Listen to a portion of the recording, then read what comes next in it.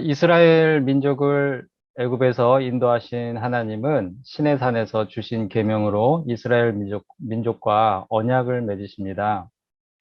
아브라함에게 하신 약속에 따라서 그 후손들이 큰 민족을 이루게 하셨고, 또 그 민족을 통하여 인류를 구원하시기 위해서 먼저 언약을 통해서 그들과 특별한 관계를 맺으신 것입니다. 그런데 이스라엘 백성들은 시내산에 올라간 모세를 기다리지 못하고 금송아지를 만들죠. 이에 하나님은 모세를 백성 가운데로 보내셔서 불순종한 자들을 벌하게 하시고 다시 불러 계명을 다시 주시고 아울러 성막을 짓도록 하십니다. 오늘 본문은 하나님의 명령에 따라 성막 제작을 주도했던 인물들을 소개하면서 성막 제작에 필요한 재료들을 백성들이 자원하여 바쳤다는 내용을 담고 있습니다. 오늘 말씀을 통하여 하나님의 일을 위해 사람을 세우시는 하나님께서 하나님의 일을 위해 사람을 세우시는 원리와 자원하는 마음이 가졌을 어떤 감사와 기쁨에 대해서 살펴보면서 은혜를 나누고자 합니다. 우리 믿는 사람들의 기도 제목 중에 하나는 하나님의 일을 하게 해달라는 것이 있습니다. 우리 좋은 친구 교회를 위해 기도할 때도 우리는 우리 교회가 하나님께서 맡기시는 일, 즉 하나님의 일을 잘 감당하게 해달라고 기도를 합니다. 그리고 개인적으로도 우리는 각자의 삶을 통하여 하나님의 일을 할 수 있기를 바라는 기도를 하지요. 하나님은 우리가 그런 기도를 하기를 원하기도 하십니다. 그리고 하나님의 일을 하도록 사람들을 부르시고 그 일을 맡기십니다. 하나님은 성막을 지으라는 명령을 모세에게 주시고 그 명령대로 성막을 지을 사람들은 따로 부르셨습니다. 그 부르심을 받은 사람들이 바로 본문에 나오는 부살렐과 오홀리압입니다. 그리고 그들을 돕는 마음이 지혜로운 사람들이 있었습니다. 여기에서 마음이 지혜롭다는 것은 특별히 성막을 하나님의 명령대로 만들 수 있는 지혜, 곧 재능이 있는 사람들입니다. 하나님은 성막을 만드는 일에 그들의 재능을 사용하신 것입니다. 우리는 우리 주변에 재능이 있는 사람들을 보면 부러운 마음이 듭니다. 그리고 나도 저런 재능이 있으면 저들과 같이 하나님의 일을 잘 감당할 수 있을 텐데 라고 하는 그런 마음을 갖곤 하지요. 그런데 오늘 말씀을 보면 그들의 그런 재능은 그들이 본래부터 가지고 있었던 것이 아니라 하나님께서 은혜로 부어주신 것임을 알 수 있습니다. 본문 1절에서 보면 하나님께서 부살렐과 오홀리압과 및 마음이 지혜로운 사람들에게 지혜와 총명을 부으셨다고 나옵니다. 우리가 읽은 출애굽기 36장 바로 앞에 35장에 가서 보면 하나님께서 은혜로 그들에게 재능을 부어주셨음을 보다 더 정확한 단어로 표현하고 있습니다. 출애굽기 35장 30절에서 35절 말씀을 읽어보겠습니다. 모세가 이스라엘 자손에게 이르되 볼지어다 여호와께서 유다 지파 훌의 손자여 우리의 아들인 부살레를 지명하여 부르시고 하나님의 영을 그에게 충만하게 하여 지혜와 총명과 지식으로 여러 가지 일을 하게 하시되 금과 은과 노스로 제작하는 기술을 고안하게 하시며 보석을 깎아 물리며 나무를 새기는 여러 가지 정교한 일을 하게 하셨고 또 그와 단지파 아히사막의 아들 오홀리압을 감동시키사 가르치게 하시며 지혜로운 마음을 그들에게 충만하게 하사 여러 가지 일을 하게 하시되 조각하는 일과 세공하는 일과 청색, 자색, 홍색 실과 가는 배실로 수 놓는 일과 짜는 일과 그 외에 여러 가지 일을 하게 하시고 정교한 일을 고안하게 하셨느니라. 아멘. 여기 우리가 읽은 말씀 중에 31절에 보면 하나님은 하나님의 영을 부살렐에게 충만하게 하셨으며 라고 하는 말씀이 나오고요. 34절에는 하나님은 오홀리압을 감동시키셨다라고 말씀하고 있습니다. 하나님은 성막을 만드는 하나님의 일을 할 수 있도록 하나님께서 부르신 그들에게 하나님의 영을 충만하게 하시고 그들을 감동시키셨습니다. 그들의 재능은 그들로 하여금 하나님의 일을 하게 하시는 하나님의 선물이었던 것입니다. 하나님은 하나님의 일을 이루시기 위해 사람들을 세우실 뿐만 아니라 그들에게 그 일에 맞는 능력을 은혜로 부어주십니다. 이것이 믿는 사람들로 하여금 하나님의 일을 하게 하시는 원리입니다. 이 원리를 우리 삶에 적용할 때 우리는 중요한 교훈을 배우게 됩니다. 그것이 무엇이냐 하면 우리가 가지고 있는 재능은 하나님께서 주신 것이며 그렇기 때문에 우리는 그 재능으로 무엇보다 하나님의 일을 하는 것에 관심을 가져야 한다는 것이죠. 이 재능이라고 하는 것은 무엇일까요? 그것은 부살렐과 오홀리압과 같이 어떤 물건을 만들어내는 정교한 기술만을 뜻하는 것 같지는 않습니다. 우리가 가진 소유일 수도 있고요, 지식일 수도 있고요, 기술과 예술적인 감각 등을 포함해서 심지어 삶의 건강일 수도 경험일 수도 있고 육체의 건강일 수도 있고요. 또 우리가 처해 있는 환경까지도 포함한다고 할 수 있겠습니다. 그런데 사람들은 자신이 가진 것들로 하나님의 일에 관심을 갖기보다는 하나님의 일을 하기보다는 한결같이 자신의 행복을 먼저 생각하죠. 자신이 소유한 것으로 자신의 힘과 능력으로 좋은 집과 자동차와 또 명품과 기타 즐거움을 주는 물건들을 얻는데 사용합니다. 지식과 경험으로 자신이 더욱 행복할 수 있는 방법을 찾고 육체적인 힘과 또 예술적인 그런 재능을 가지고 삶의 만족과 쾌락을 추구하며 살아갑니다. 그러면서 가진 것들을 자랑하지요. 반면에 상대적으로 그런 능력이 부족한 사람들은 그들의 능력을 부러워하기도 합니다. 아마 이스라엘 백성들 중에도 부살렐과 오홀리압을 부러워했던 그런 사람들이 있을 수 있었겠죠. 사람들은 왜 자신의 능력을 자랑하거나 또는 남이 가진 능력을 부러워할까요? 사람들이 그런 마음을 갖는 데는 자신이 가진 것들이 내 것이라는 생각이 있기 때문일 것입니다. 그런데 사실 사람들이 날 때부터 자신의 소유로 갖고 태어나는 것은 아무것도 없습니다. 우리가 잘 아는 욥기 1장 21절에서 우리가 잘 아는 말씀이죠. 욥은 이렇게 고백합니다. 이르되 내가 모태에서 알몸으로 나왔사온즉 또한 알몸이 그리로 돌아가올지라 주신 이도 여호와시요 거두신 이도 여호와시오니 여호와의 이름이 찬송을 받으실지니이다 하고. 아멘. 이 말은 욥이 고난을 받을 때 했던 고백입니다. 욥은 원래 내 것이었던 것이 없었으니 가진 것을 잃은 지금도 나는 여전히 하나님을 찬송한다. 이렇게 말하고 있습니다. 그렇습니다. 욥의 고백과 같이 원래 내 것이었던 것은 아무것도 없습니다. 이것이 잘 느껴지지 않을 때는 내 것이었던 것을 잃어버리면은 절감하게 돼요.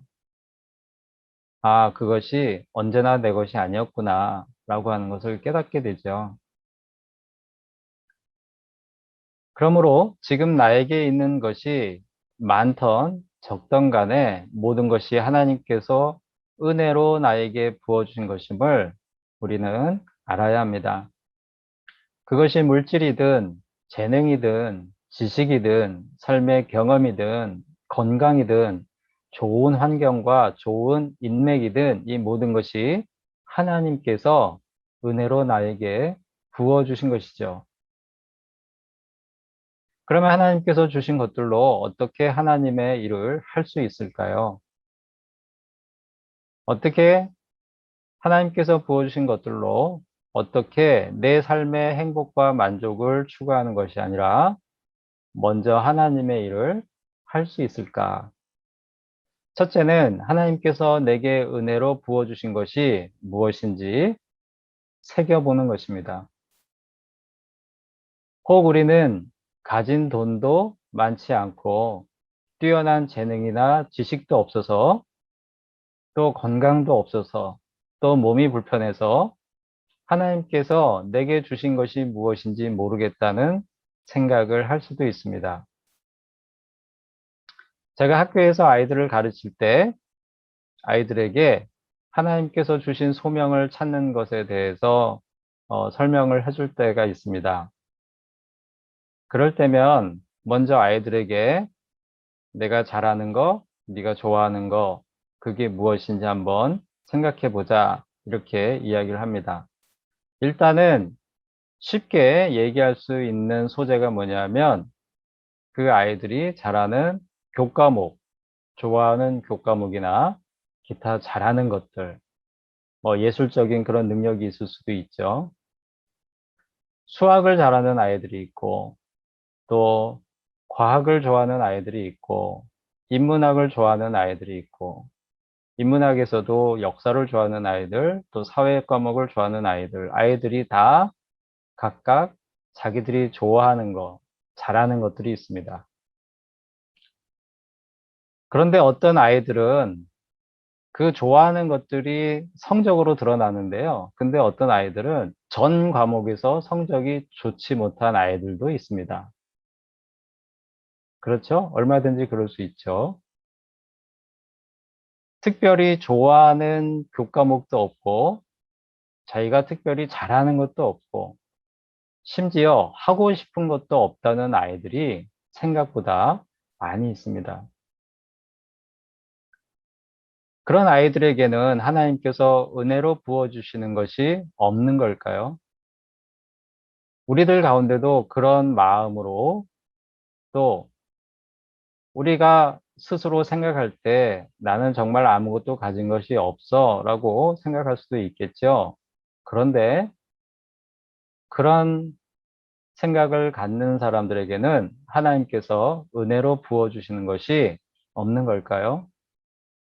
그렇지 않습니다. 누구든지 좋아하거나 잘하는 것이 있는데 그것은 반드시 교과목 성적이나 예체능에서 발휘되는 재능으로 나타나는 것이 아닙니다.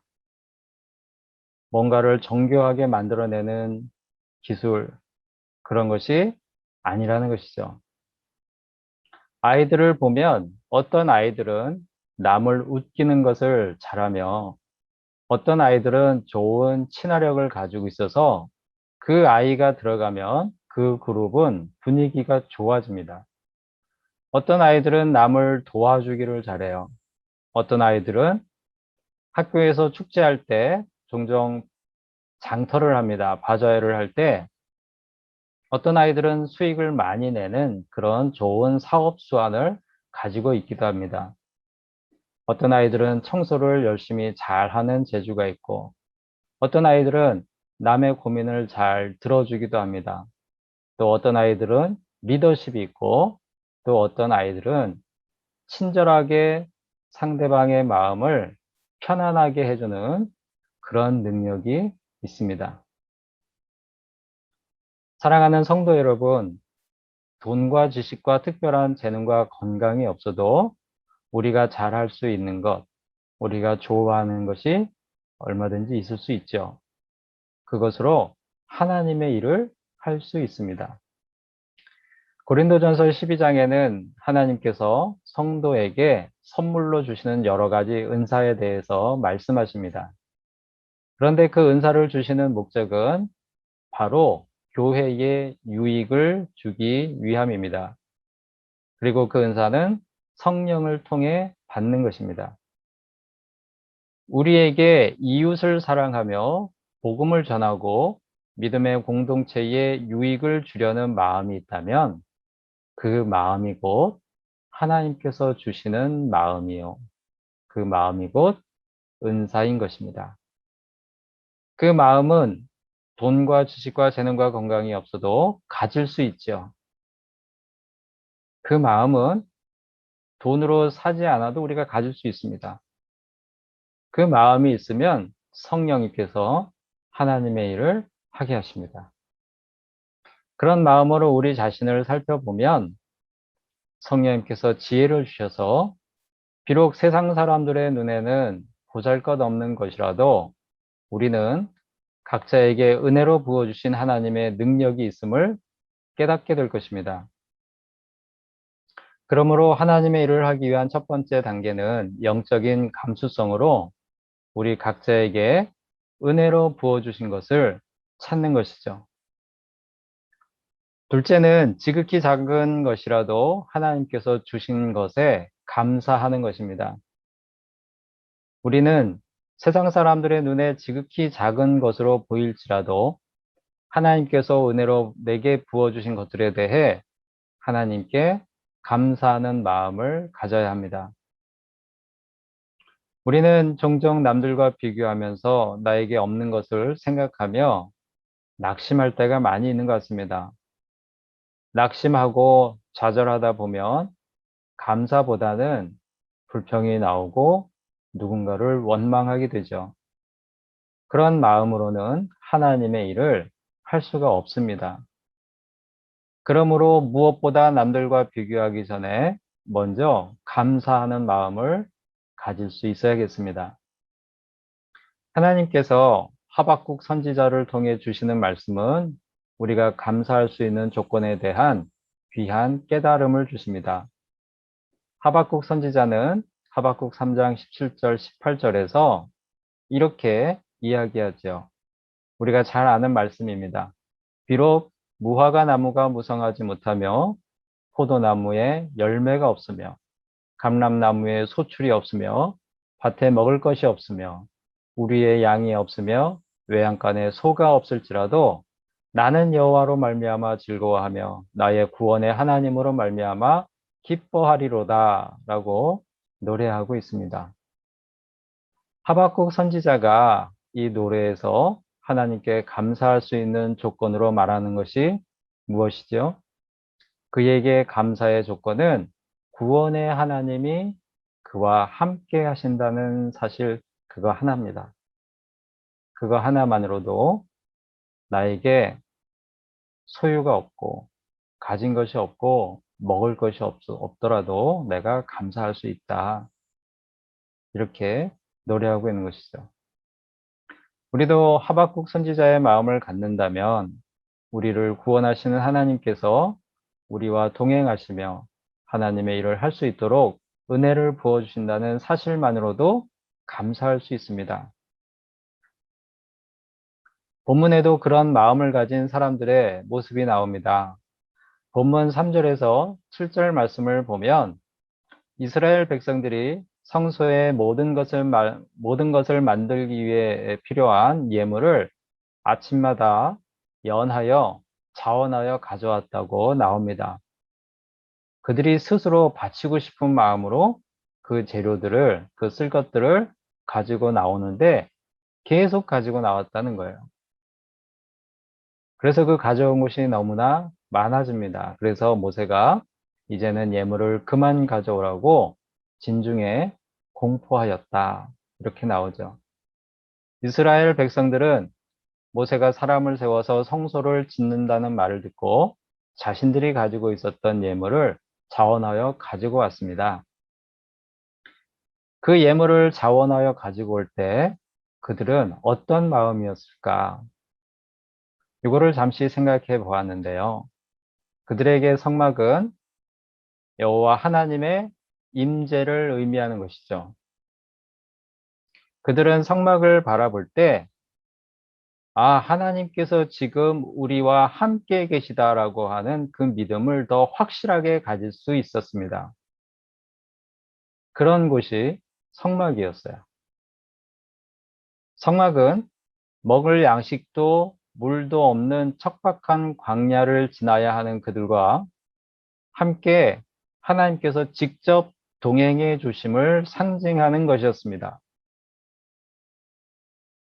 전능하신 하나님께서 애굽에서 나올 때 그 수많은 기적을 바로 앞에서 행하신, 바로는 거의 애굽 사람들에게 신적인 존재였죠.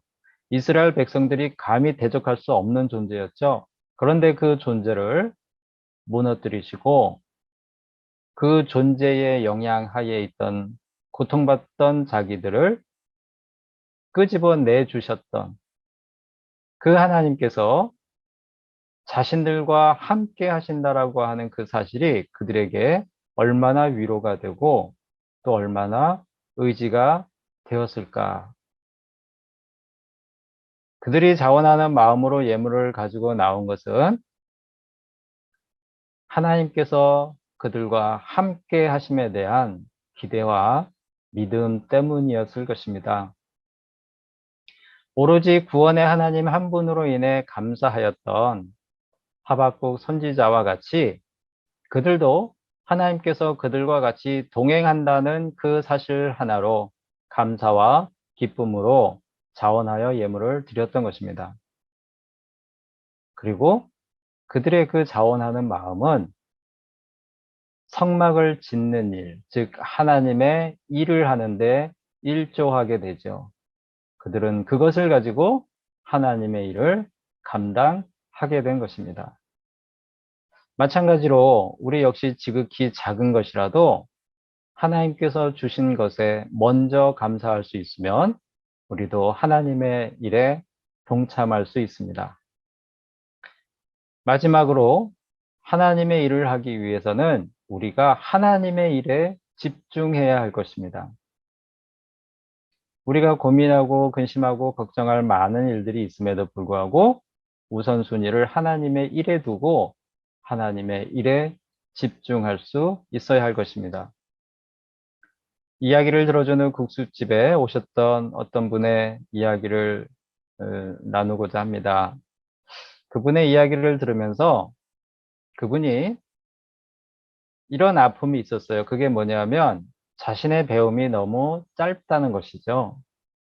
그래서 그것에 대한 한이 맺혀서 그 부끄러움을 여러 번 단어로 표현하시더라고요. 그런데 그분이 그런 아픔을, 그런 고민을 쭉 얘기하시다가 감사하게도 하나님께서 나에게는 사업이 잘 되게 해서 물질의 복을 주셨습니다. 이런 얘기를 하셨습니다. 하지만 안타깝게도 그 하나님께서 주신 거에 대한 감사함이 있긴 있지만 그것보다는 보다 더 자신의 부끄러운 것, 배움이 짧다는 그 사실에 매여 있는 그 마음을 느낄 수가 있었습니다. 얘기를 하다가 다른 손님이 오시는 바람에 그분하고 얘기할 때는 오전에 오셨는데 이상하게 그때는 또 손님들이 없다가 이제 이 얘기를 다 들었을 때 제가 이제 얘기를 좀 하고 싶은데 손님이 오셨어요. 오후에 늦게 오셨으면 아예 문을 닫고 얘기를 할 수 있을 텐데 오전에 오셔서 결국에는 얘기가 중단이 됐습니다. 그런데 몇 번 오셨던 분이기 때문에 이분이 또 다시 오시리라 이렇게 예상을 하는데 그분이 오시면은 꼭 드리고 싶은 말씀이 있습니다. 그게 뭐냐면 배움이 짧은 것에 대해서 이제 더 이상 부끄러워하지 말라는 말씀을 꼭 드리고 싶습니다.